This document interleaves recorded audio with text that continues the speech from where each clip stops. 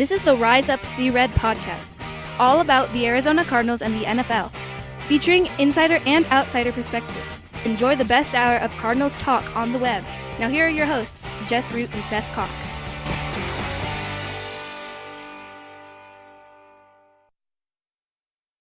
Hello, Arizona Cardinals fans, and welcome to the latest edition of the Rise Up See Red podcast, the best hour of Cardinals talk on the web. I'm your host, Jess Root from CardsWire.com, the USA Today wire site covering the Arizona Cardinals. My co-host, as always, is Seth Cox from RevengeOfTheBirds.com, the Arizona Cardinals site for SB Nation. Seth, we are in episode 221, and just when you thought that Kyler Murray talk couldn't get any worse, it is a wildfire of stuff.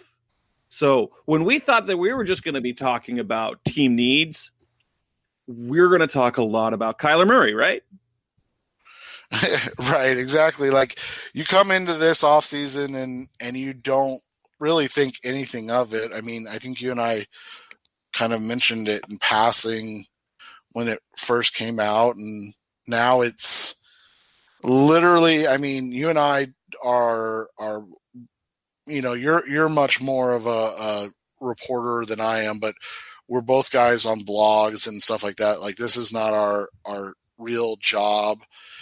And I've had, in the past week, I've had 6 radio requests because it's just, I mean, it's literally all anybody wants to talk about. And so it's not a bad thing. And I tried to explain this, you know, the last time we talked, like you have to just embrace it. Like, you can't get upset. You can't get mad at people that are, you know, okay with this or are willing to listen or, you know, think that it may happen or even embrace that it's happening. Because it is what it is. Like, it is a narrative, and the Cardinals are leaning in completely to this whole thing because they love the attention. I mean, you and I have. That seems to be the only thing that makes sense. Is that we're going to talk about on this show? Is that the only thing that this makes sense about? Is, hey, they just want to be in the news. Right, and you and I have covered. I mean, you've covered the Cardinals since what, 2010? Yeah. So 9 years. I've been doing this for about 4 years. There's never. I mean, even in the NFC Championship run of 15-16, there's never been this much interest in the Arizona Cardinals. Never. Nope. And now it's they don't know what to do with it. And so this show is going to, so episode 221, we're going to be talking about Kyler Murray. We're going to give our thoughts. We're going to break down everything that's going on, the good and the bad of it. Because now we both embrace this chaos that's going on. I'll tell you up front, as much as I love that it's happening, I don't want it to actually happen because I think it's not smart football wise, and you're taking huge risks in the way. But that's for the discussion. That's not the only thing we're going to talk about. We just finished seeing the NFL Combine. The NFL Combine is all wrapped up, so we're going to talk about the winners and losers from the Combine, the players who showed up, showed out, and the ones who probably disappointed us a little bit. Then from there, we'll talk a little bit of a roster move that happened as Josh Bynes became the first of the Cardinals' axes in the offseason. He was cut. We'll talk about that, what that means. And then we'll go into what was originally supposed to be the big theme of this show, which was the team needs. We're going to go on the offensive side of the ball, defensive side of the ball, go position by position, and we're going to go through what do they need to add to this roster this year, whether it's a starter, whether it's depth, whether it is via free agency or the draft. What do we want to see happen? And that'll take us to our show next week when we actually preview free agency. So let's kick this off with what is the latest that we know about Kyler Murray. And this is what we know. One, Kyler Murray might just be big enough for the NFL. 5'10" and an eighth. So he's not under 5'10", So he's almost Russell Wilson at 5'11 at the combine. But here it is. He isn't 5'9", 165 as many jokingly or half imagined he would be. He came in at 5'10 and an eighth, 207. In comparison, Russell Wilson was 5'11", 204. What did that show for you? Did that take away any of your concerns that he might have had in terms of size and frame? I've never been concerned about that with Murray, just because of the way I know Kingsbury's offense works and then the way Murray works within, kind of that air raid spread type of offense. So when you look at it from that perspective, it was always going to be, in that sense, he was going to be fine in the NFL. If you asked him to do things like Tom Brady or, even Drew Brees to an extent, he probably wasn't going to be as successful. So it's just about, finding the way for him to fit. And when you look at it, you would think or hope that he was probably going to fit best in terms of with the Arizona Cardinals. But his size is always going to be a concern simply because it is unorthodox. It's different than what the typical quarterback is, and so you are taking a chance because of how kind of black and white NFL teams are with kind of their expectations of size for their players and how they like their players built in terms of checking off boxes, so to speak. Right. And for me, I wasn't nearly as concerned about the height. The frame was what worried me in terms of the transfer play in the NFL, and the fact that he was able to get up over 200. Who knows? The question is to whether what type of frame that was now, but the fact he can carry 200 pounds makes you with the Russell Wilson comp. And I guess what a lot of people worried about and why they missed on Russell Wilson is there was no comp for him. And it ended up being why people missed on him is because they didn't realize how important or less important that height was when he checked off all the other boxes. Smart, leadership. He knows how to take care of his body, but then he has those elite traits of his arm strength and his accuracy and his playmaking ability that it became, as we looked back at that draft, the only knock was for size. And other than because he was always a thicker frame to begin with, so he had that compact build to him. Kyler Murray didn't look like that in college. If he can be that, you now have a comp in the league that you can say, okay, this can work and this can be very good, but it was a matter of would he be able to handle the pounding? And now we just have to determine, does he have elite all those other traits? The arm strength, the big arm, the throwing talent, the accuracy, the smarts, the leadership skills. That's the stuff that's going to be debated over the next little while. But now that you've got a Russell Wilson in place, you can actually have a player comp for him, which teams love to do. If there's the teams don't like to, and they definitely won't at the top of the draft a guy that breaks a mold because there's too much at stake. There's way too much at stake. Yeah, and the NFL is a league that really doesn't stray from what that mold is, and so, like you said, when you have a guy like Russell Wilson, that, like you said, checks a lot of the same boxes, it makes it easier for teams to then take a quote unquote chance on a similar type player.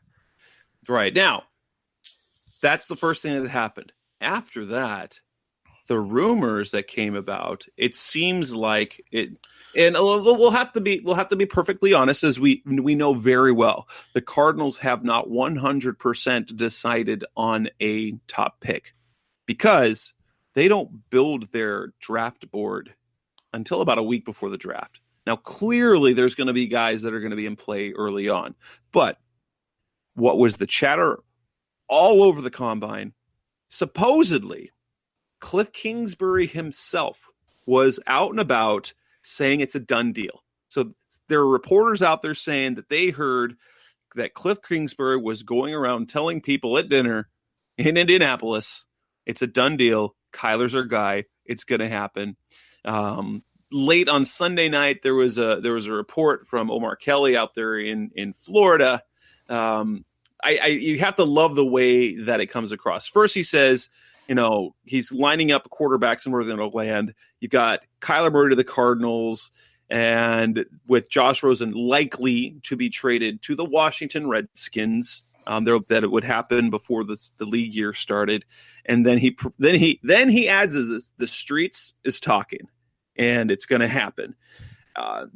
We've heard other people say the same thing, that the Cardinals and Murray are a lock. The smoke, everything, all those coincidences before are seeming to line up. And so the chatter is the Cardinals are taking Murray number one. And now, as the kind of things we all have to wait for is, okay, we'll take the chatter, we'll roll with it. There's rumors, there's subterfuge, there's misinformation out there. But the second that we get a report that the Cardinals are actually in trade talks for Josh Rosen, that's when the things get serious, because if they trade Josh Rosen, for a fact they're drafting a quarterback, then it's probably going to be Kyler Murray. Why wouldn't it be? And now we finally have a report, Charlie Casserly report, not a reporter report, but someone who's in the know with things, who has NFL media, yeah, that says that the Cardinals have been shopping Rosen. So get ready, guys. Something's happening or something's not happening. But now that report's out there, which then lends credence to the idea that they're going to take Kyler Murray first overall. What's going on? You look at it, and I think a lot of it is simply, and I thought you had a pretty succinct tweet on it the other day, and I think it was you just kind of trying to make sense of everything as much as you were. I had that. Granted, I went on a rampage on Twitter a little bit. Some of it was thoughtful, some of it was just, hey, let's burn it all down. We're just changing everything. But I think you kind of hit it on the head, that the whole idea is, they came in with this idea that, hey, Rosen's our guy. All right. So, if we line up the timeline, Kyler Murray hadn't declared for the draft when they hired Cliff Kingsbury. You're not going to come in with a new coach without knowing what you have, right? Like, you're not going to say, oh, and by the way, we're shopping Josh Rosen, because if Cliff is truly infatuated with Murray, and there's no reason to think he's not. I mean, he's been after the kid since he was a sophomore in high school. So he clearly thinks very highly of him as a football player. So they came in and said, Rosen's our guy. That was truthful. I mean, that was the truth at the time. Kyler Murray declares. We get the first kind of hint of it, but the biggest thing with Murray was he truly in? Was he truly into football? Because you got to remember, he had that big contract with the Oakland A's. He was the 9th pick in the Major League Baseball draft. So, I mean, he had options. And then it happens. He pays back most of his bonus. He then forgoes the rest of his bonus, which was about $5 million. Gone. I mean, it's the Oakland A's still retain his rights, but he has no money at this point, for baseball. So all of a sudden the Cardinals are going, or maybe Cliff Kingsbury is going, hey, this is who I want. If we can make this happen, let's make this happen. So you go to the combine and you start to all of a sudden peruse the room. You know that the Miami Dolphins, you know that the New York Giants, the Jacksonville Jaguars, the Washington Redskins, you know those teams need a quarterback. They're in the market for a quarterback. You look at teams like the Pittsburgh Steelers, the New Orleans Saints, the New England Patriots, and know that they could be interested in a potential quarterback. And so you start to, just get the feelers out there, because your coach that you just hired, the one that you're hoping will turn around what was the worst team in the NFL, has an affinity for a player. But here's the other kicker, and this is something that I shared with you. I think it was Saturday. I shared it with you. I don't remember off the top of my head what day exactly it was, but and it's been kind of now public, so I'm not worried about talking about it. But one of my contacts told me on Saturday. So this is kind of right when the Murray circus took off. When you say right around Saturday, when it just all of a sudden everything was, oh my gosh, the Cardinals are going to go after Kyler. Like, Kyler Murray is the first pick of the draft. The Cardinals love Kyler Murray.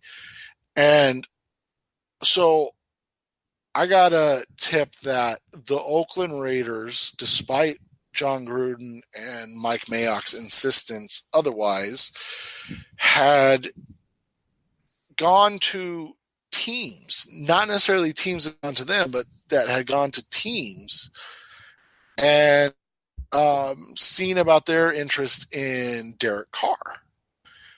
And so, I asked around, I tried to feel out why they would be going away from Carr.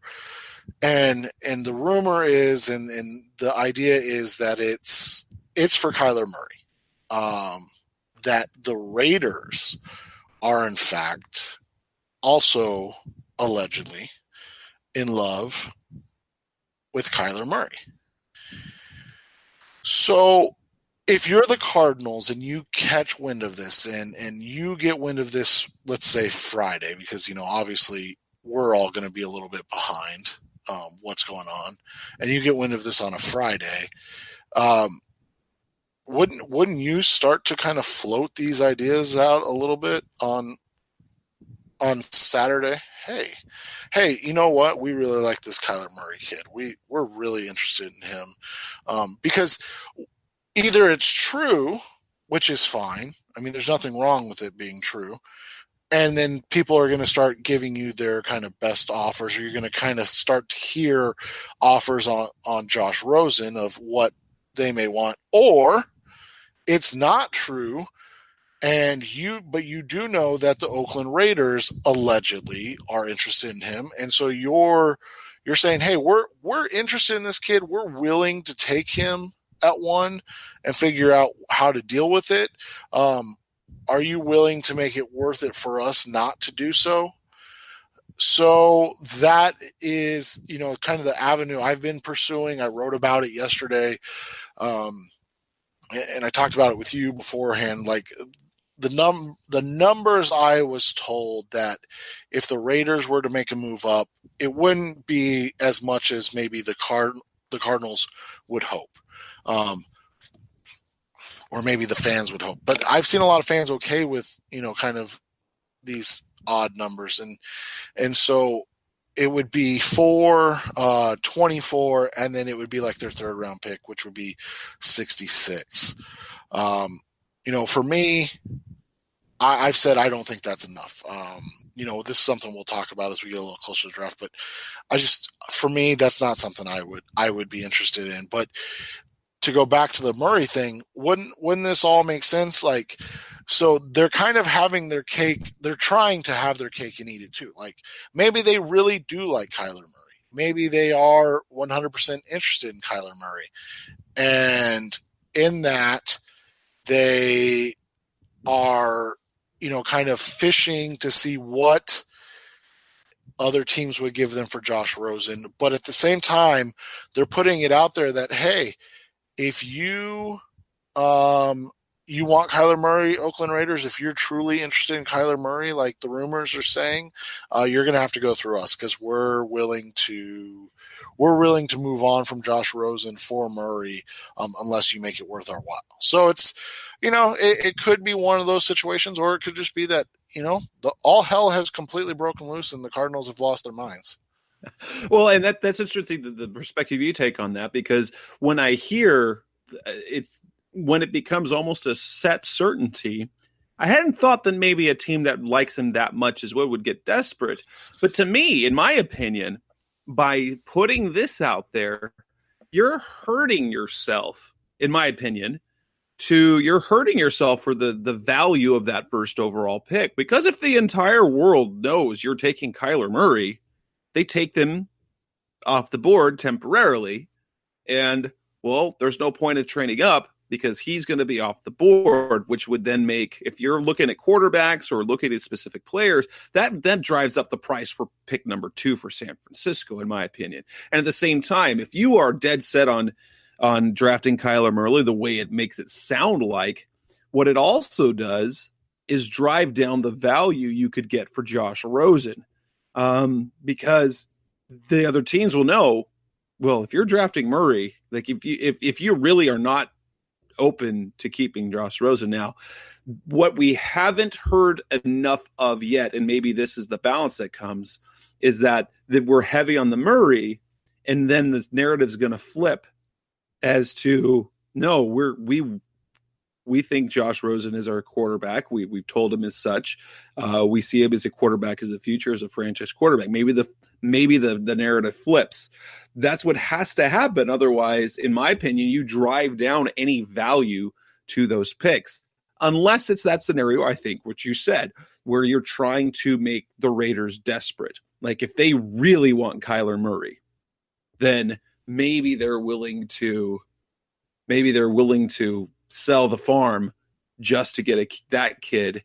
But what I think has to happen too is then the Cardinals have to feel extremely confident, and Josh Rosen have to make that very public. That happened before, but I think all of that talk has been forgotten at this point, and which is the interesting part to that. And so the question now becomes, what can the Cardinals get for Josh Rosen if they do decide to move? Because the way I see Rosen right now is, and maybe it's just a little bit of skepticism here, I can't imagine a quarterback who was, who clearly there were concerns about him in terms of temperament. And then he goes out and has a very underwhelming year, a rookie year, who was a first-round pick. I think it would be outrageous to think that the Cardinals are actually going to recoup a first-round pick. Like the notion that Washington's going to give up the number 15 pick overall for Rosen, this feels to me like the new car scenario. You buy a car, and this is what happens with all new cars. Basically, you drive it off the lot, and what happens to its value? It plummets. You know why? The simple think of this. If it's a brand new car that you loved, just a few months later, or not quite a year later, you're trying to get rid of, that's a really bad sign. That's a lemon sign. And I think in that case, between what Rosen did on the field and the fact that, well, the team that knows him most intimately is willing to give up on him after less than a year, with all the mitigating circumstances around his struggles last year, I can't see a team ponying up what the Cardinals would want, especially with the financials that are involved, because the Cardinals are going to eat a whole bunch of dead money just to deal him. Yeah, and so the Rosen thing is interesting, and you kind of hit it on that. Like, they're not going to get what you and I or fans in general would consider a fair trade.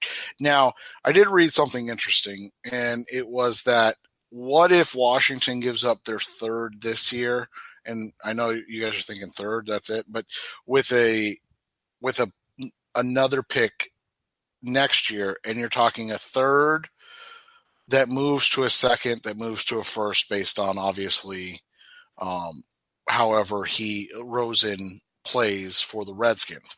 Is that something like, because then obviously you don't want him to be unsuccessful. I mean, you don't ever cheer for a guy other than the one time he's playing you a year, but that for somebody to fail. But at the same time, if you trade him and he's successful, you're really going to put all those eggs in the Murray basket. And, if that doesn't work out, then it makes you look really bad. But so, I mean, is that something that you would think that you would be interested in as a Cardinals fan, that you would take, basically a guaranteed 3 this year, and then a 3 that could go to a 2 or a 1, depending on, playing time, success rate, things of that nature?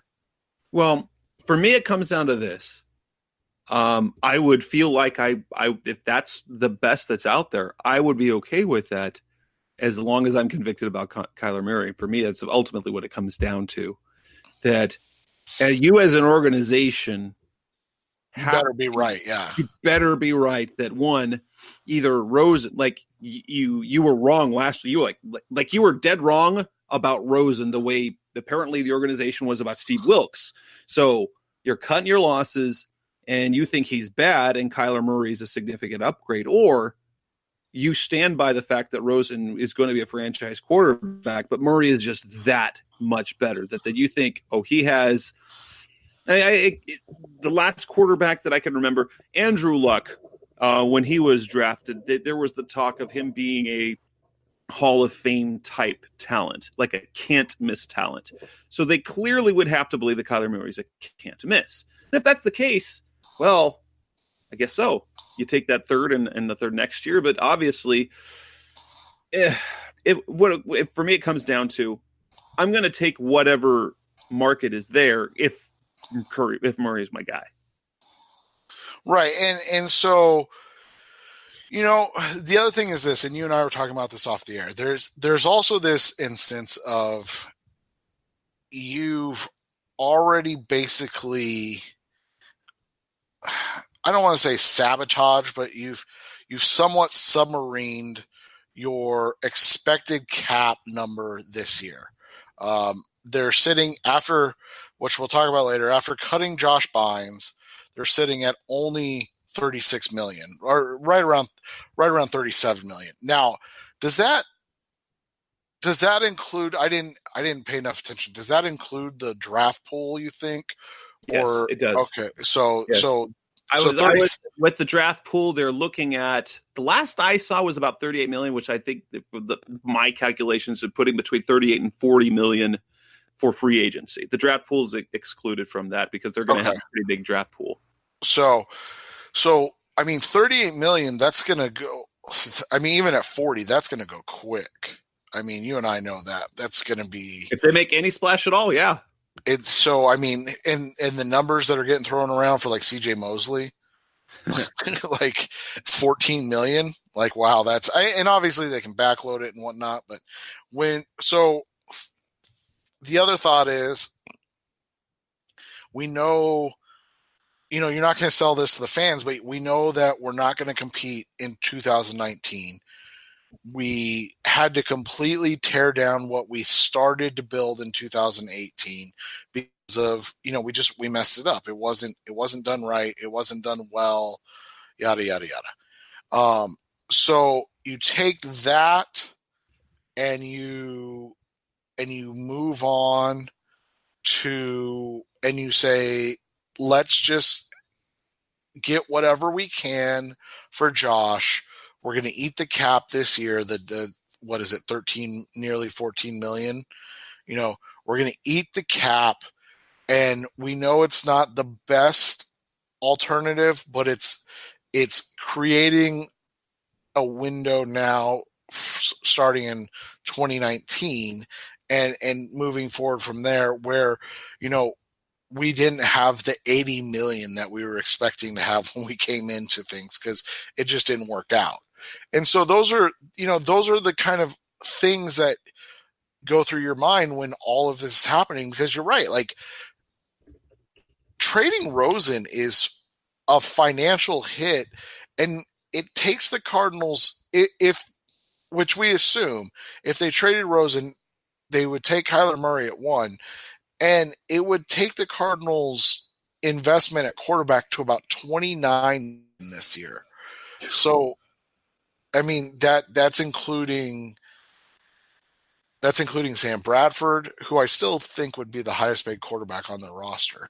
But that would be Sam Bradford, Mike Glennon, Josh Rosen, and Kyler Murray, and then whatever Chad Knopf is kind of pitching in at the end there. So that's the hard part of the whole situation, is that you've got to figure out, like, are you really willing to eat this cap? Is it worth saying it was a mistake? We're going to now, move on after only one season.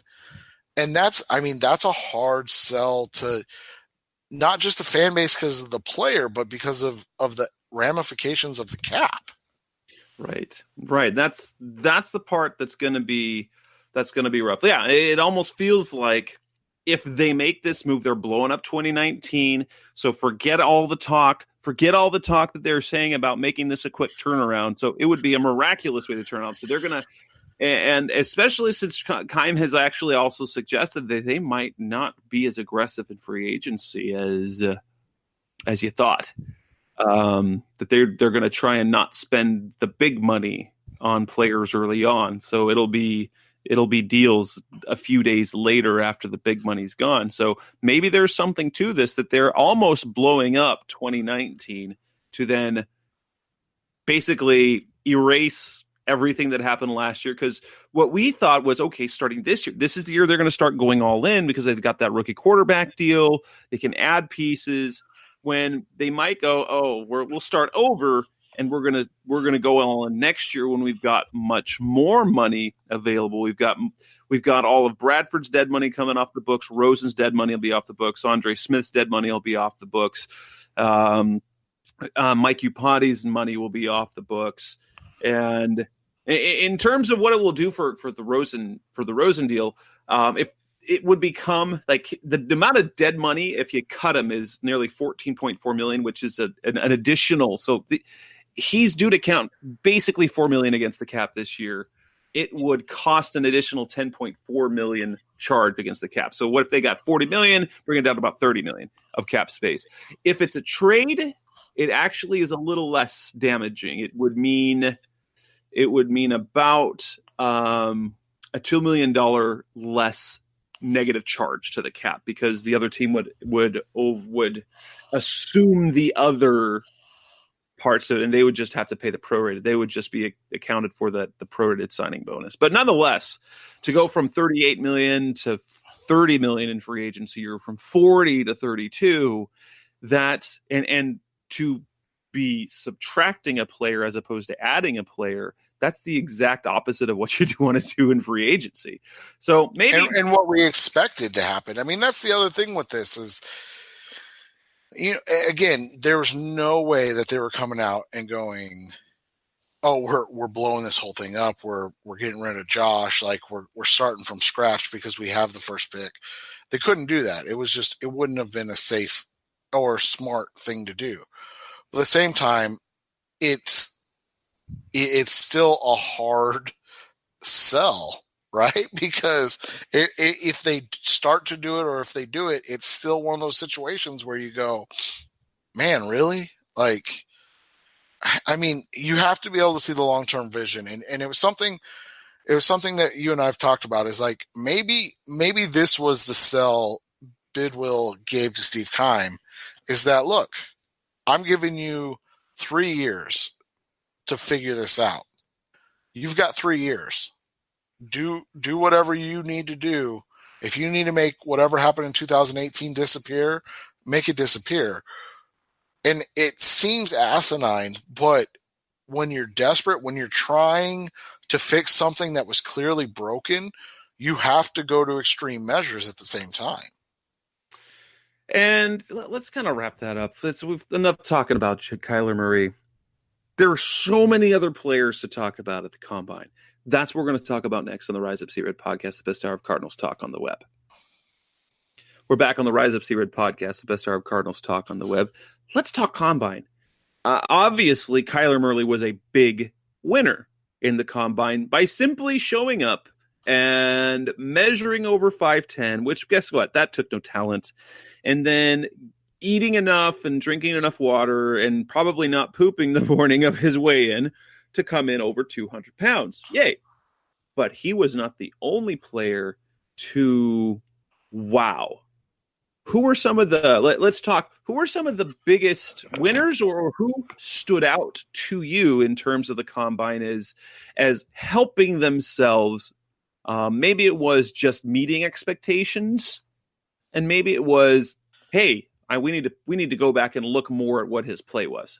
Well, I thought the first guy, and I mean, there's a lot of guys, so we're not going to go over everybody, but like looking at it from a Cardinals lens, the first guy that really kind of stood out to me, and I thought did a really nice job was N'Keal Harry. There was a lot of questions about obviously his size, his speed. Was he a guy that could do, X, Y, and Z? And so he came in an inch shorter than his ASU measurement, which isn't actually surprising. But he weighed 228. He put up great numbers on the bench, put up 27 reps on the bench press. But then his vertical was, 38 and a half inches, which was really, really good. And then he got down to a 4.53 40, which I thought was going to be tough for him. I really did. And then you saw him and he was able to do it. And, so at 6'3", basically 228 pounds, he's basically made himself, I would say, into a first rounder. Like, I don't see him not going in the first round. He's a guy that's a size, kind of size speed matchup guy that's going to be tough to take on physically. He's a guy that we've talked a lot about because he was a guy that did punt and kick returns, and they don't put bad athletes back there. And I always thought that was interesting that a lot of people labeled him as a bad athlete. I didn't ever see that. And so it was interesting to see how well he did. And I thought that he kind of showed us exactly what we needed to see. I think for Cardinals fans, if you're also an ASU fan, it's unfortunate because it's basically taking him out of the chance of being available at 33, at least in my eyes. Yeah, probably. For me, one of the most important, this is something that you and I discussed and I wrote about it, is this doesn't necessarily increase his stock overall, but I think it created separation on two levels. Nick Bosa looked good. Obviously the 40 time, that's not real significant. There's minor significance, but what we saw from Joey Bosa is that his 40 time wasn't good, but some other of those athletic tests showed things. And Bosa showed that at his size, that getting off, so his, like you talked about, his 10-yard split, very good. His 3-cone, very good. His 20-yard shuttle, very good. And then he had enough in terms of explosiveness with his vertical at his size that you're like, basically when it came to Nick Bosa, the concerns were durability and the athletic traits. I think you would agree, he did exactly what he needed to do to show, hey, we saw the disruptive play on the field. We saw top disruptive play on the field consistently when he was on the field. Yes, the medicals are one thing, but is he athletic enough a player to be at the top of the draft? And I think he proved he was. So it comes down to, do you want Nick Bosa or do you really need a quarterback? Right. And I think when you look at what Bosa did, you kind of nailed it. Like they are, I don't want to say he's locked himself in, but he's made it where there's only one other non-quarterback option. And you and I aren't saying or advising that the Cardinals should take a quarterback, but if they're not going to take Nick Bosa, there's only one other option, and I thought he was another, winner at the combine, and that was Quinnen Williams, who came in a little shorter, a little fatter, and then really athletic. Really athletic. Like if you saw the overlay, the video overlay where he outdoes NFC West quarterbacks Josh Rosen and Jimmy Garoppolo, neither of whom are considered non-athletic.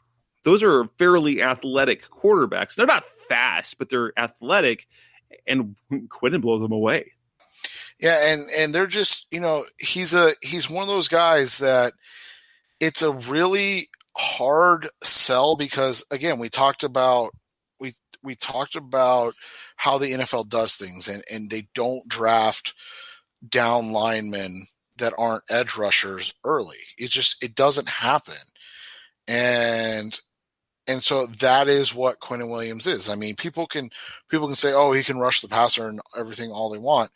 But I mean, Aaron Donald's the best defensive player in the NFL, and he still went in 13. Yeah. And it's nothing against Quinnen Williams, but he's not Aaron Donald. So, like, when you look at it from that perspective, it's a tough sell. But if you're asking me, the only two guys worth the first pick in the draft, that obviously aren't quarterbacks, are going to be Nick Bosa and Quinnen Williams.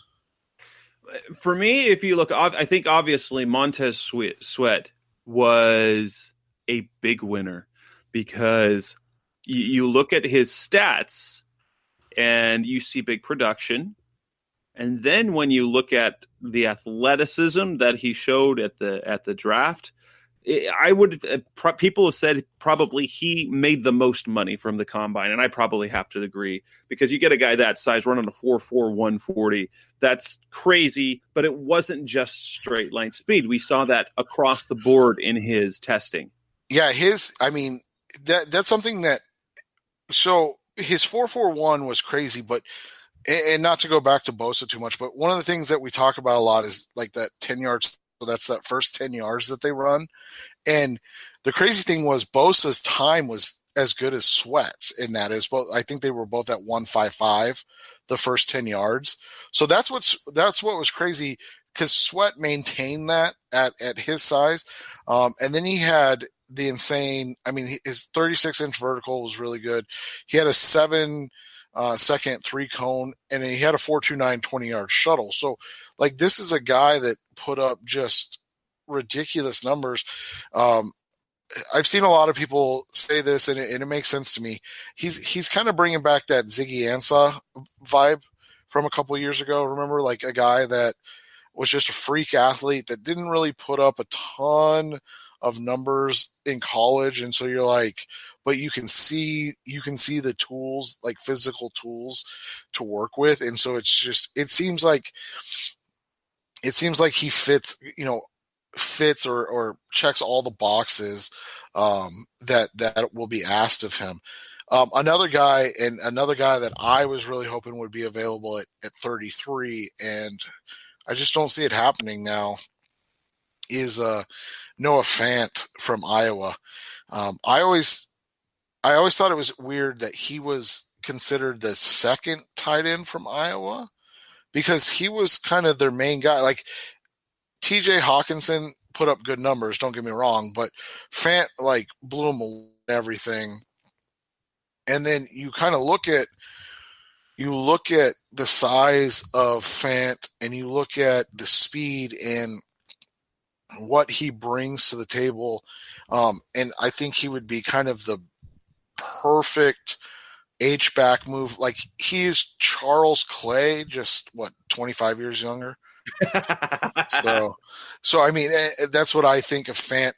I thought he would have been a nice fit at 33 if they really wanted to kind of go crazy and get Kingsbury some weapons. I don't think he's going to be there at 33 now. Yeah, probably not. I took a look at some of the numbers of the receivers because obviously the guys that got the most attention at the top were DK Metcalf and N'Keal Harry. But I put together a post on Sunday based on let's look who are the top guys at all the athletic parts, and three names stood out to me who I don't know when they're going to get drafted, but I think they will be very productive. And the first one is a guy I think the Cardinals are going to take a long, hard look at. And probably I think he might get drafted earlier than some predict. And that's UMass's Andy Isabella.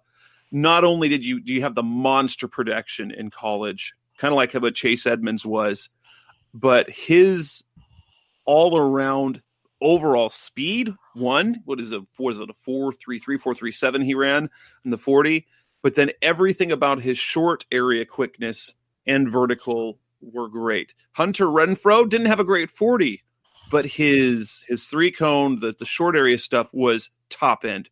And then a player that had also production that I'll be honest, I hadn't heard anything about him, but a guy that showed up on basically every single list, Notre Dame's Miles Boykin. And he came across, I mean, his production is last year. It's not over the top. He had 59 catches last year as a senior for 870 yards and 8 touchdowns. But when you see a guy like Riley Ridley, who's getting talk in the day 2 range, and he had 43 catches for 559. Yeah. Well, and you got to remember, one, Notre Dame, I unfortunately watch a lot of Notre Dame football, and they weren't exactly throwing the ball around the yard. They did a little more as Book got more comfortable throughout the season, but it wasn't exactly their strong suit. Boykin is a guy that he makes sense because he's been that kind of big outside receiver that the Cardinals are looking for in this offense, and he's not a stiff by any means. Like you kind of said, like his measurables, like his adjusted height weight measurables, are stupid ridiculous. Like 88th percentile for both his height and his weight. His wingspan's the 94th percentile. His 40-yard dash was in the 83rd percentile, which is, again, that's crazy. But his jump numbers. So you want to talk about getting Josh Rosen weapons, right? Like you want to talk about fixing Rosen and helping Rosen get ready. A guy that can win jump balls in Miles Boykin, he 43.5 inches on the vertical, and then you have 140-inch broad jump, the best broad jump in combine history. So I mean, this is a guy that just put on a flat out show. And then I would be remiss if I didn't talk about at least Emmanuel Hall as well, the kid from Mizzou.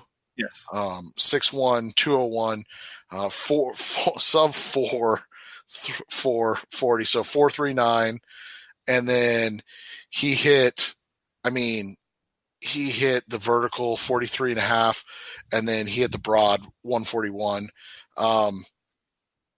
Again, you're talking about a guy that's coming out of a spread offense that knows how to play it, that can do different things.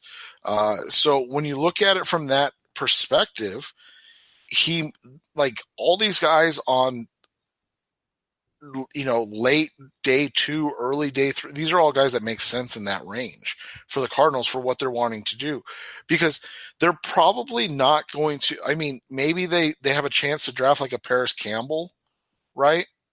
Like another guy that just completely blew up the combine.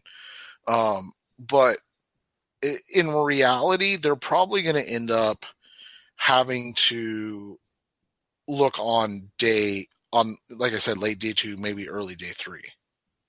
There was really one player that for me was almost disappointing, but maybe it makes things easier for the draft. And that's right at the top of the draft. And that was Josh Allen.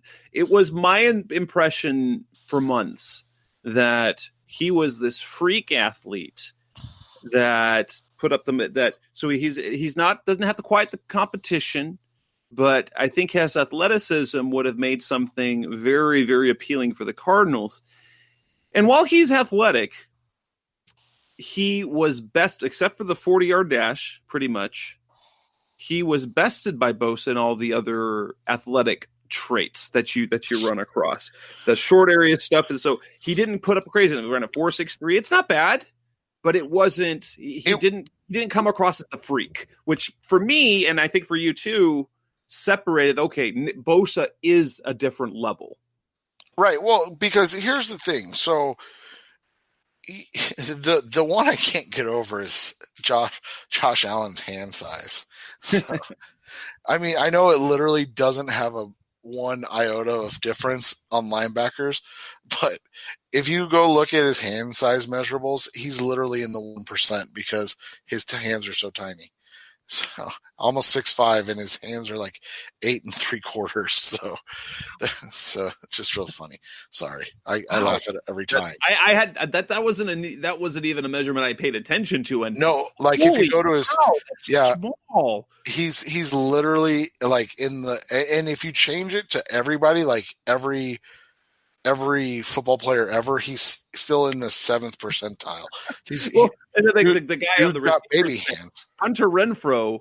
When I saw that, what is it, 7.78? I'm like, ooh, yeah, but Hunter Renfrow is what 5'9", 5'8". Right, exactly. Yeah, Josh Allen's 6'5". So, but yeah, so when you talk about all that, you've kind of hit it on the head. Is that you've got a guy that looked like he wins with his athleticism, and he does right now. And so an athlete that wins with athleticism and Jess and I are not saying he's a bad athlete. Like, I want people to understand that right now. He's a very good athlete. He's just not elite. Right. When you look at his 40, it was in the 90th percentile for edge rushers. Okay. But his broad jump, his 3-cone, his 20-yard shuttle, those were lower. When you move him off that and move him back to a linebacker, which is more what he is, than a pass rusher, hit that 40 jumps down to a 75th percentile. So that's a big drop down, right? His broad jump drops down to a 62nd percentile. His 3-cone drops down to a 43rd percentile. So all of a sudden he becomes a bigger athlete that doesn't move quite as well. Definitely not Von Miller, he's definitely not Von Miller. No, and he's not even Hassan Reddick. I mean, that's the reality. Is like when you look at Reddick's 3-cone and stuff, like it was crazy. Right. If you put him as a linebacker for his 3-cone stuff, it's 64. His broad jump's still in the 98th percentile. So he's just not. He didn't hit the marks that you were expecting, and it doesn't make him a bad athlete. It takes him from being that special athlete that we were expecting to being, a relatively normal NFL athlete. Right. So if you're picking number 1, you take Nick Bosa. If you're picking 9th or 10th, Josh Allen's still a good pick. So right. If the Cardinals ended up trading back, well, here's the thing. If the Cardinals trade back and don't get one of the top guys, then you're going to be disappointed. But you wouldn't be disappointed. Say where they were picking number 13, like they have, like with Hassan Reddick, or 15th or 10th. You wouldn't feel bad at all about picking Josh Allen.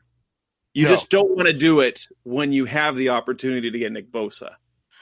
Well, and so here's been my comparison for a while on Josh Allen, and it's a player that I think you and I both agree is a very good player. In fact, he's a free agent that we'll probably talk about in a second, and that's Anthony Barr. I think that Allen really reminds me of Anthony Barr in terms of kind of that size, speed. Is he really an edge rusher, or is he a guy that can rush from the edge as well as be an off-ball linebacker? And that's kind of what I look at Allen, and that's why I've never considered him strongly with the first pick, and that's why the testing kind of just reinforced my idea with that. Yeah, and Anthony Barr, he's a 4-time Pro Bowler out of his 5 years in the league, and like the numbers aren't overwhelming, but clearly he's viewed as one of the best at his position. Now, granted, he is playing a different position he's playing the Hassan Reddick position, right, in the Steve Wilkes defense, say, as opposed to playing what would be the edge in Vance Joseph's. But Anthony Barr would probably play that quite well. And with that, let's kind of move on from that. So we're going to come back on the next segment of the Rise Up See Red podcast. The Cardinals finally made a cut. It's kind of a surprising one. We'll talk briefly about what it means, the cutting of the loss of Josh Bynes. That's coming next on Rise Up See Red. We're back on the Rise Up See Red podcast. Josh Bynes becomes the first casualty of the offseason for the Cardinals, as he is let go after 2 years with the team, and more importantly, only 1 year after signing a 3-year contract extension. Now, in terms of the money, it's not that big a deal. It was a 3-year deal worth a little under $6 million, but it was could have been worth for up to $10 million. And he only got a 1 year, $1 million signing bonus. So it creates, it's a very reasonable dead cap of about about $666,000. But they just cut a guy who was one of their best defenders for the 11 games that he played before he went on injured reserve, and I think he was undoubtedly the best player at the position at this moment. Yeah. Yeah. And so it creates, it goes back to one of the interesting, things that you've said is like, is this just a, hey, let's get rid of these Wilkes guys, right, type idea? Did are they going to get rid of Bynes? Because not only was he was also a leader on that team. So are they trying to get the stink of Wilkes completely out? So I expect Antoine Bethea will probably let go, and he was the leader, a captain on the team. Josh Bynes, if you look at is Mike Glennon, like if they jettison Josh Rosen and Mike Glennon and bring in Kyler Murray and Case Keenum, you're suddenly going to have the anti-Steve Wilkes team.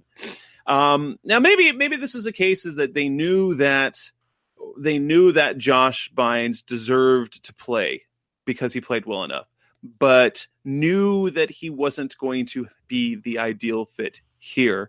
And by releasing him a few days ahead of free agency, you allow him to. So it could have been a risk. Yeah. And I would fully expect him to land in Cleveland with Steve Wilkes running that defense there.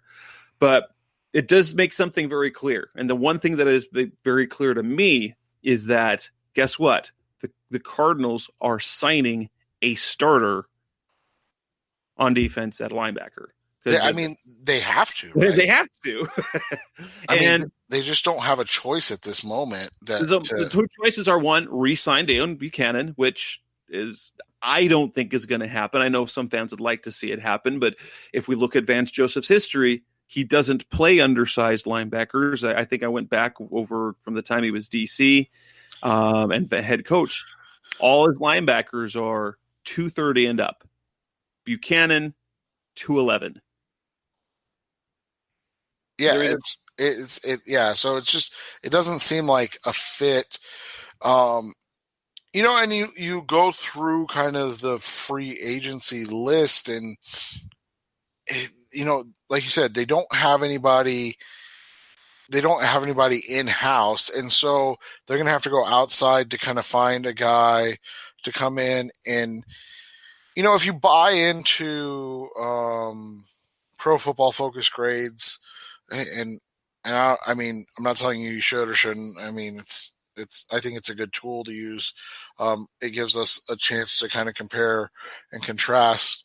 But you look at it, I mean, C.J. Mosley is is the big name free agent, allegedly going to command $13 to $14 million. And he was like a 73, I want to say. Yeah, 73 or something like that. And Bynes, who they just cut, was like a 71.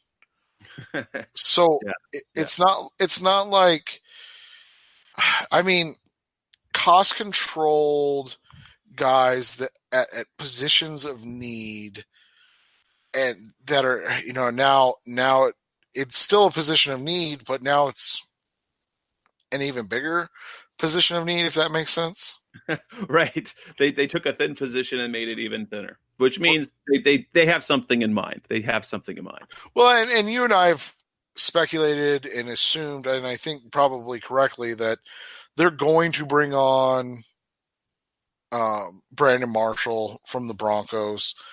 But again, I mean, Marshall's what, 30? Almost 30? And so, I mean, Bynes will be 30 this year. Would it have been the worst thing to have two veterans in there, along with Hassan Reddick, depending on where you're using him? I don't know. It feels like for the minimal cap savings of 1.8, 1.9 million, that you're giving up more than you're likely to get back in return. But again, maybe this is just a truly a tear it down type of offseason where they're going to give Hassan Reddick a full year to show us that he doesn't get it. They're going to try not to interrupt whatever he has going. So, I mean, if that's the excuse, and like you said, and then they're going to bring in a veteran, a Brandon Marshall or CJ Mosley or KJ Wright, then it's fine. But it just, like you said, it seems at this point like it's a lot of wishful or hoping that something works out, that instead of keeping a known commodity on. Coming up next on the Rise Up See Red podcast, we're going to come back and actually talk about what we thought the main part of the show would be. We're going to talk about offensive team needs, position, and what do they need to address this offseason, draft, free agency, whatever. That's coming up next on Rise Up See Red. We're back on the Rise Up See Red podcast. Time to talk about those needs that the Cardinals have. So let's go position by position. Do they need to address the starting lineup? Do they need to address the depth? Should they approach it in free agency? Should they approach it in the draft? What types of players? We're not going to name names yet. That's what I think we want to do next week. We're gonna start naming names and throw some money numbers out there to what we can expect and kind of make some predictions and match things, and we'll do that next week. But right now, let's talk about the offense. And if we're looking at the quarterback position, we've talked about that at length. Do you think the Cardinals need to do anything at quarterback this offseason? I mean, I didn't think so. I don't think they need to. If they're honestly, with all the fun this is, while personally I don't want the Kyler Murray thing to, if they do it, cool. I hope it works out. But I want them to follow a plan and stick to it, and I want to believe that Josh Rosen see something through, so to speak. Right. Yeah, I want to believe that Josh Rosen's going to be great. If they're going to do something, if they're going to make a change, I can totally see, and I'm totally on board for swapping out Mike Glennon for a Case Keenum. Anything else doesn't matter. I know Mike Glennon is a guy that Steve Keim loves, but we'll see what happens with that. So definitely not a need, but it might be nice because you see Vance Joseph, he's bringing in guys like brought in a Brooks Reed who knows the defensive system. I think we're going to see that on the defensive side of the ball. We probably need to do that on offense as well. And one of the ways that you could do that is with a Case Keenum. I know Gungus will just say I'm trying to have the Cardinals trade all their 7th round picks, and I'm all for that. But I think Case Keenum is a perfect match for what they want to do. If he's willing to take that pay down to what the Glennon deal was, it's a perfect match. He can start. He's well respected. He's a really good guy, really good in the locker room, and he knows that offense. Yeah, and it would, be helpful, like you said, to bring in a guy that is versed in the offense and can help others become versed in it as well. At running back, I don't think there's a dang thing they need to do. No, I mean, I don't think so. It doesn't mean that they won't, because it is a new offense and we don't really know what we're expected out of the running backs. You and I like, obviously, the Johnson-Edmonds combo. So if they feel like they need to add an athlete or add something different at the third or fourth running back position, whether it be moving on from TJ Logan or DJ Foster or, any of those guys, then so be it. But it's not, like you said, it's not going to be something that we're openly pushing for. Receiver, what do they need to do? Oh my gosh. How much time do we have? I mean, I think you have to hope that Christian Kirk continues on his trend of where he was headed in 2018, which looked, at the time like a guy that could be a very good number 2 receiver in the NFL. Fitz, you just have to hope he's healthy and can continue to be productive. From there, I mean, you're going to have to bring in at least one veteran. Like, I don't see any way that they don't bring in at least, and not a Bryce Butler type veteran, but an actual, exactly. I was just going to say that it can't be your receiver you get in free agency can't be Bryce Butler. Right. It has to be a guy that can compete and contribute.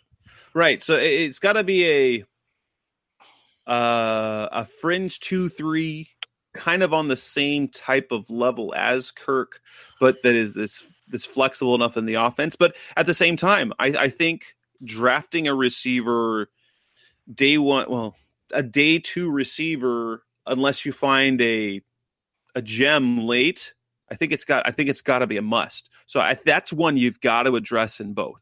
You've got to bring someone in free agency, and you've got to get it. You can't just rely on the 6th and 7th round where nothing good happens for the Cardinals. And you want to target a guy. So, and Isabella, perfectly fine. I know Anton Wesley knows Cliff Kingsbury's offense. He's a guy who could get drafted, but I think you've got to do both. You've got to double up at receiver. Yeah, I would agree with that. I think you got to find 2 guys that can come in here and just really be contributors. However they do it, it's unfortunate that you're talking about maybe moving on from a 3rd round pick in year 3, but it is also the reality of what this kind of has been for the Cardinals. Yeah, at tight end. Oh yeah. Well, here's the thing with Charles Clay, that is their veteran number 1 type signing. Right. I think Ricky Seals-Jones, I think they still see enough in him. And based on, if you want to look back at Kingsbury's first year at Texas Tech, you see what Jason Morrow did, and I think you can see the potential for what a Clay or a Seals-Jones can do. But you can't stay there. I don't know if they're going to need a true blocking tight end, even though Sean Kugler says they're going to run some 2 tight end sets. I don't know how much they're going to do that. So do they need, I think obviously you'd go with veteran depth, maybe like a guy like John Phillips that had in last year, maybe, but something like that. And then then I think you have to add someone in the draft as well. I think you have to double up, but the guy that you sign in free agency is a back of the roster. Right. Now, left tackle. Do they need to do anything with left tackle? I mean, the hard part is that we still have, we're assuming that they're going to keep DJ Humphries. It sounds like they don't have a choice, that they're going to have to keep DJ Humphries at this point. So we'll kind of see where that goes. But Obviously, with the history of DJ Humphries, you will always say yes. They need something at left tackle. But the question is going to be, are they going to lean on the guys? Is that just bringing back John Wetzel? Is that leaning on Corey Cunningham, which leads us to the right tackle position? Because it's not like you're going to go like at left tackle. You can't bring in a guy who's a legit starting left tackle. They cost too much. Right. And so, and we just went over that. They don't have the money. So. Right. And right tackle. What are they going to have to do? Are they going to be able to spend big on a right tackle? That's the thing. I mean, we can kind of hit all three of these at once right now if you want to. They're going to have to decide what they're going to do with Justin Pugh. Like, what position is he going to play? He's had his most success at left guard in the NFL, but he's had some success at right tackle as well. So that's what the question becomes: is what positions what position are they going to use Pugh at?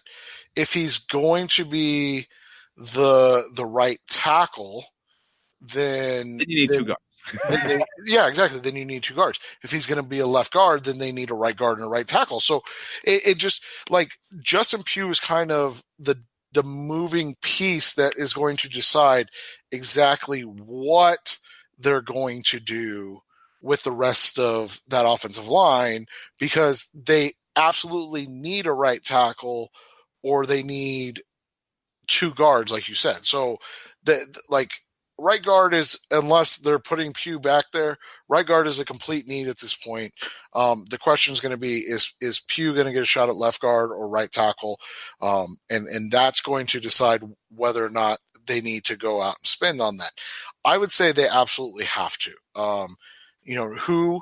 That's a great question. I don't have an answer for you on that. I really, truly don't. But what I do have an answer on is that they have to address it. And right. If they don't, it doesn't matter if it's Josh Rosen. I mean, if they don't, honestly, they should just draft Kyler Murray because he'll play because Josh Rosen's poor body is not going to be able to hold on.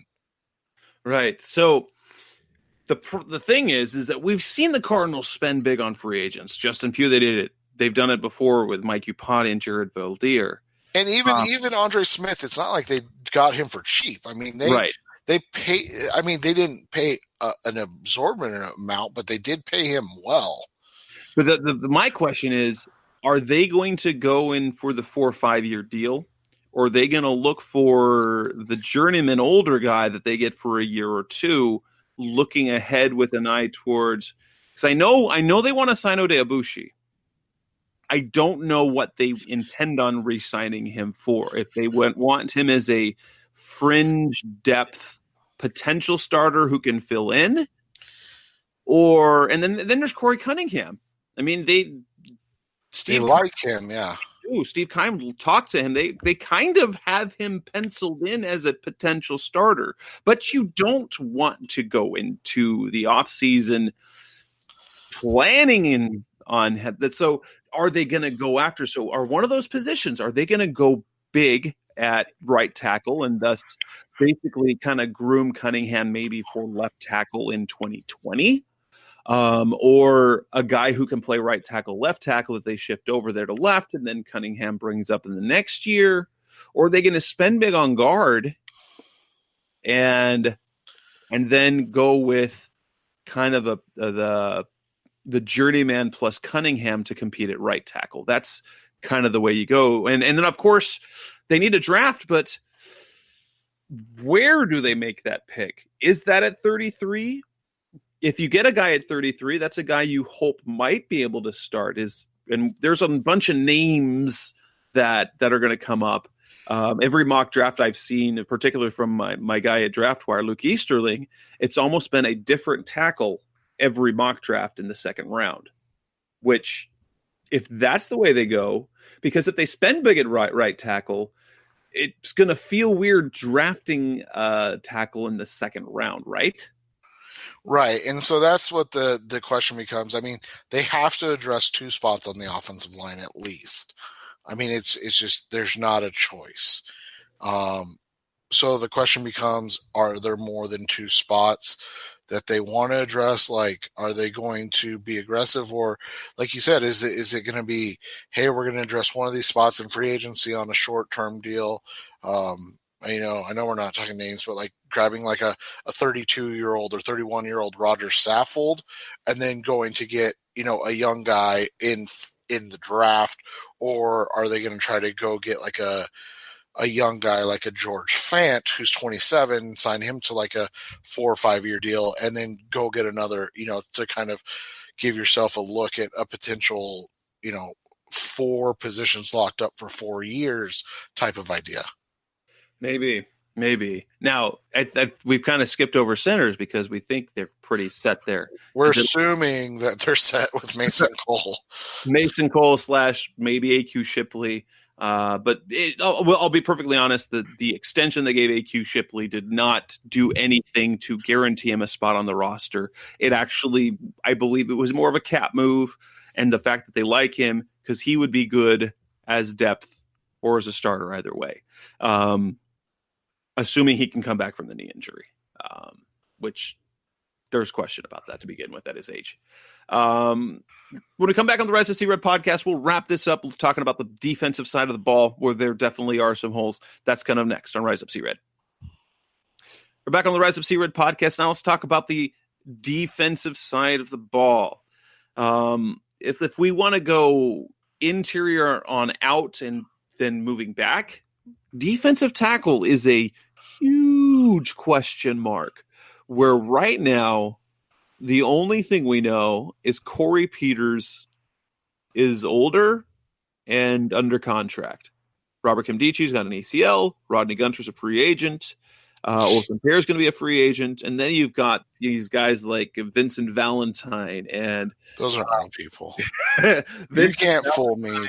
Sony Tassini and Siupeli Anu. Well, he's not actually even on the team anymore. So you've got these depth guys. Isn't defensive tackle, if they're going to have to throw money at it? Well, and that's kind of the thing this year with that I've, and I wrote about it today for Revenge of the Birds, is when you look at the defensive line, or the defensive free agents, man, they're tailor-made for the 34. Like, the Cardinals picked a great season to go back to being a 34 defense. And then 2, in the same bodies. They just need bodies because now they're going to need a rotation of 5 to 6 NFL caliber. They need 3 starters, and they need at least 2 guys that are okay. Yeah, and when you look at it, you say, if they were to make a play, and so I can talk about this guy because he's not even available anymore. By the way, I didn't even know this. Margus Hunt, who I thought would have been a nice target, he's 32. I had no idea he was 32 years old. He must have been like 27 when he was drafted. But yeah, so Hunt, I thought would have been a nice fit because, he fits in a 34, blah, blah, blah. And so you look at that and you go, okay, if you go at a guy like Margus Hunt and then, who's like a second tier guy. So like a $5 million a year guy, which is basically what he got. And then you add a big name, like an $8 to $10 million a year guy. Wouldn't that take you out of potentially taking Quinnen Williams at the same time?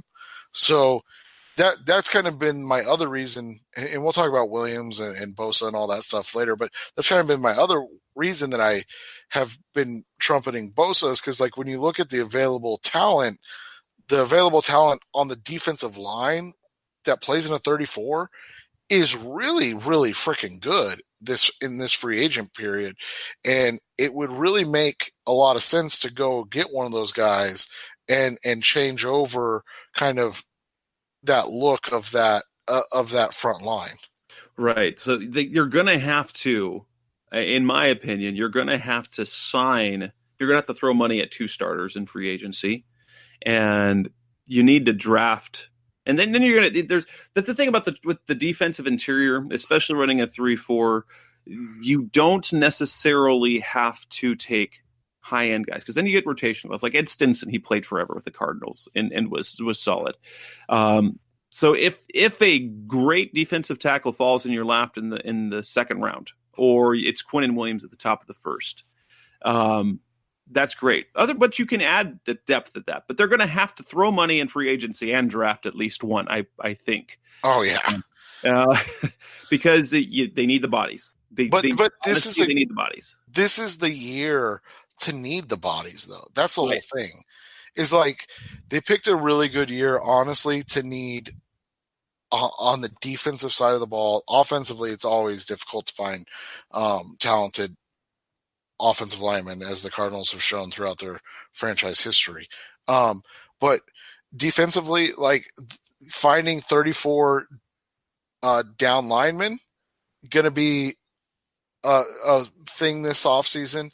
And then finding off-ball linebackers is going to be a thing this offseason. And so like both groups are very strong in the free agency and the draft. And that's, say what you will about Keim not being prepared for a lot of things. At least he's given himself a chance this offseason. Right.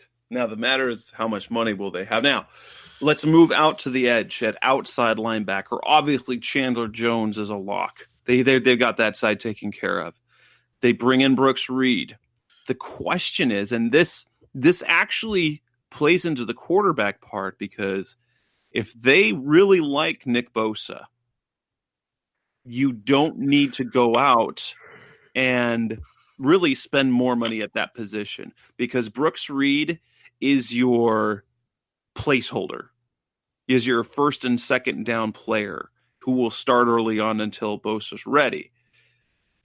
But you've got guys out there. So if you think you're leaning towards quarterback, then you have to throw some money at a guy, because you can't, like with this edge position at the 3-4 outside linebacker, even this, especially, that's not a position you can expect someone to draft and start right away. They're always going to rotate in, and especially if it's out of the first round. Right. And so the edge that again plays into why I've said Bosa from the beginning, because when you look at this edge class, there's a lot of veteran talent, but have you seen the numbers that these guys are getting? Like Justin Houston, but he will not be cheap. Right. And so so you're going to get an edge player. Like there's some available, like Shaq Barrett. Are you going to be able to get him on a 1-year deal? Or I don't think so. Frank Clark got, franchise. Preston Smith is, that's going to cost you. Yeah. William Hayes is 40. He's 34, but exactly 37. Lorenzo Alexander, 37. So like, there's all these guys, and then the big names are all going back to where they were. Right. So, and did you see the number that's getting thrown around for Trey Flowers? Oh no, I didn't. But it's $17 million. Oh, so like that's the whole thing. You're not. You want to talk about rookie quarterback money? Like going and getting a rookie outside linebacker pass rusher is almost as valuable, honestly. Because and when you think about it, it's actually more valuable because you have two of them. So, paying two pass rushers $30 million is akin to paying one quarterback $30 million. So if you're able to have a pass rusher like a Nick Bosa, you're making me mad that there's even talk about Kyler Murray. The more I know this goes on. It's so perfect. It's so perfect for this Cardinals defense to take Bosa at the top, because you're already sold on Rosen, and you fix up Vance Joseph's defense to be great, because oh my gosh, but yeah, we can talk that more about later. But it's frustrating because you're thinking like, if you're going to call Kyler Murray, but Bosa's perfect, right? Could you imagine Chandler Jones, Nick Bosa. Right. And then you go get, like you said, then you draft another guy in on day 2 or day 3, and then you sign 2 free agents and on the down line and a linebacker. Cameron Wake makes sense then. Yeah. Because then you've got this nice little rotation of Jones and Wake and Bosa and Reed, and your position set, but your long term is set as well. Now, off the ball, Reddick's you can ink him in. They're going to play him. They have to at this point. That's it. But they have to have a starter. Now we Brandon Marshall's probably the guy that's going to end up here, in my opinion, but they have to pay someone to be a starter, and they have to have people to play behind him. Whether it's bringing back a Gerald Hodges. Gerald Hodges is a replacement level player. He's a good guy to have on your team, and he's played in a 3-4 defense before when he was with San Francisco. So I think you bring back Gerald Hodges to bridge that gap, because he's a fringe starter on a bad team type of linebacker, but you'd still need to throw money at. You need somebody to start. Whether that's throwing a lot of money at him or kicking the can down the thing, bringing a guy in for a year or 2, and then letting Reddick develop into that star. Right. And so I think it's an obvious need at this point, and it goes into the entire, defensively, obviously they need bodies at the down lineman position, but you can convince me that the off-ball linebacker is the most important need they have right now. The crazy thing is, and this is what we talked about, is in Vance Joseph's defense, he said that you can scheme success out of these players as off-ball linebackers. So that's, obviously when we were talking about this last year, we were talking about, the Hassan Reddick and Deion Buchanan are perfect for Steve Wilkes' defense. So we don't really know anything. So quarterback, they're not set. You're never set in terms of what you should expect. They don't have a guy to play the slot. No, and you're never set in the NFL. The Broncos have proven that. The Patriots have proven that. Even the Seahawks have proven that. You always need somebody or something more. But yeah, their need is. The nice thing is with Alfred's ability to play either slot or boundary, they don't necessarily need one or the other. They just need whoever's the best. I don't know if they can afford to go get one now after they've already paid Alfred. So that's what the question becomes is, that's the problem is when you have a team with all these holes, you can't fill them all in one offseason, and that's just the unfortunate reality. For me, there is one position where they don't need to address, and that's safety. Safety. They have too many players. Honestly, they have too many starting caliber players, because now with Budda Baker moving back from the slot to safety, you've now got Budda Baker, DJ Swearinger, Antoine Bethea, and the potential of re-signing Trey Boston. The Cardinals have been playing 3 safeties on the field, it seems like, for a decade. It doesn't sound like it's going to happen anymore. So Swearinger is locked in. Budda's locked in. Will they keep Bethea around? He'd be costly as a rotation, as a fringe guy.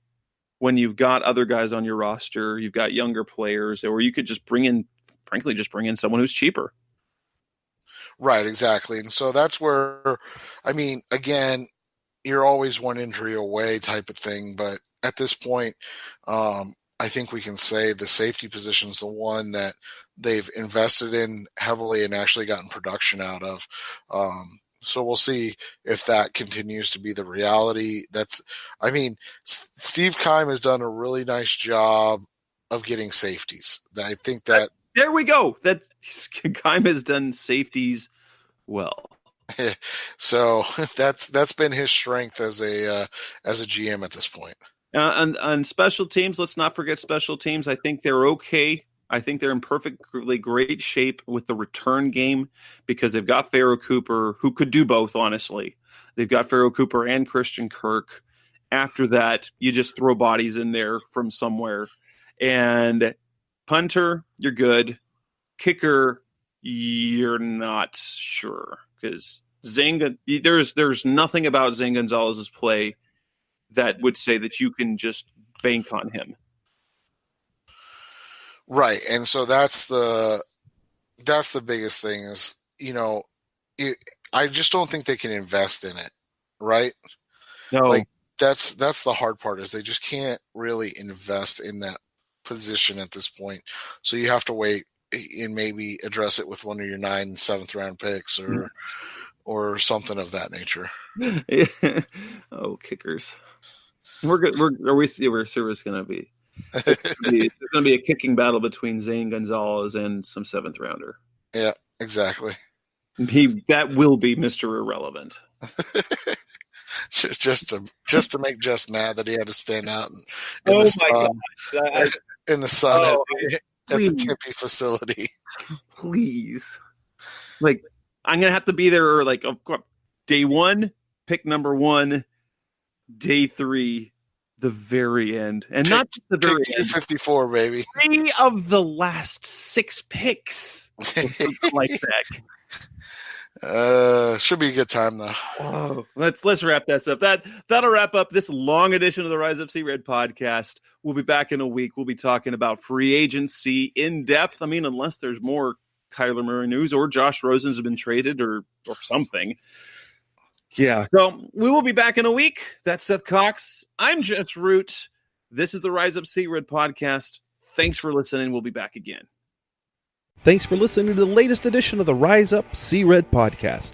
Listen to previous episodes and subscribe to the show on Apple Podcasts, Stitcher Radio, Audioboom, or many other podcast platforms so shows are delivered directly to your mobile device. Please give the show a 5-star rating and always support the sponsors who support the show. We'll be back soon for the best hour of Cardinals talk on the web.